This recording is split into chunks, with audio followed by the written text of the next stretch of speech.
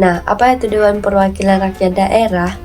DPRD adalah lembaga legislatif di tingkat provinsi maupun kabupaten atau kota, berperan sebagai unsur penyelenggara pemerintahan daerah dan representasi rakyat di daerah. Lalu, adapun fungsi-fungsi dari DPRD ini, yang pertama yaitu fungsi utama pembentukan peraturan daerah atau Perda adalah sebagai instrumen kebijakan untuk melaksanakan otonomi daerah, menjabarkan peraturan yang lebih tinggi, mengatur hal-hal khusus di daerah.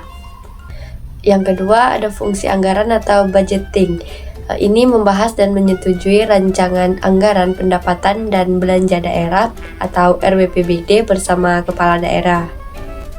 Ketiga yaitu fungsi pengawasan. Ini mengatur tentang mengontrol jalannya pemerintahan daerah agar sesuai dengan peraturan perundang-undangan.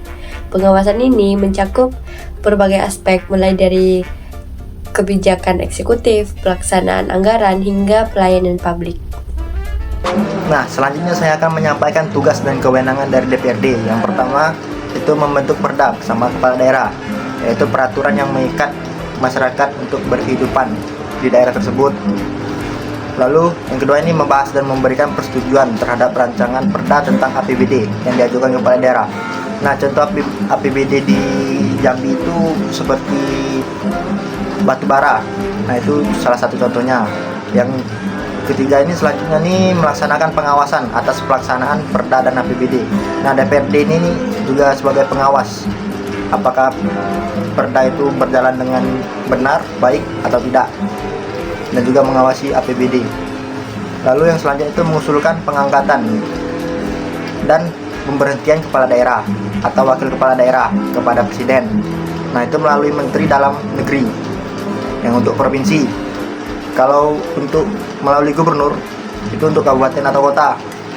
Selanjutnya itu bisa memilih wakil kepala daerah jika terjadi kekosongan jabatan. Nah, itu anggota DPRD bisa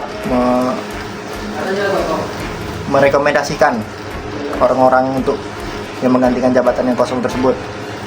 Lalu yang selanjutnya itu memberikan pendapat dan pertimbangan terhadap rancangan perjanjian internasional daerah. Ini seperti kerjasama antar daerah. Lalu selanjutnya itu memberikan persetujuan atas rancangan kerjasama internasional dan kerjasama dengan daerah lain. Ya juga DPR juga sebagai pengawas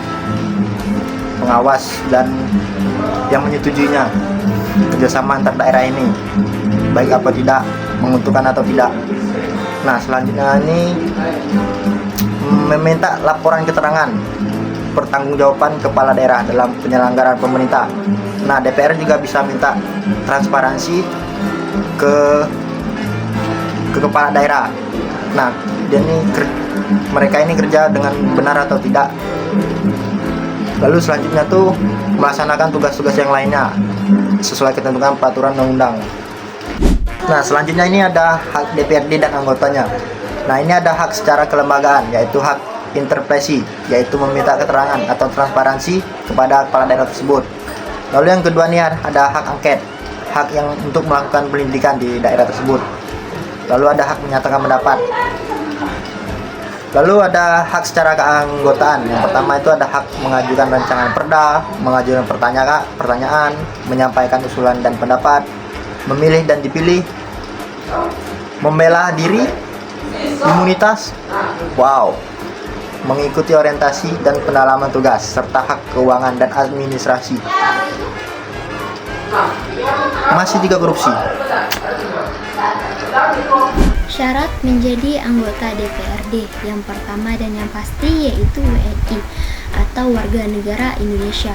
Usia minimal 21 tahun, pendidikan minimal lulus SMA atau sederajat, dapat berbicara, membaca, dan menulis dalam berbahasa Indonesia, berstatus sebagai kader partai politik, dan diusulkan oleh partai politik beserta pemilu, sehat jasmani dan rohani, bebas dari penyalahgunaan narkotika.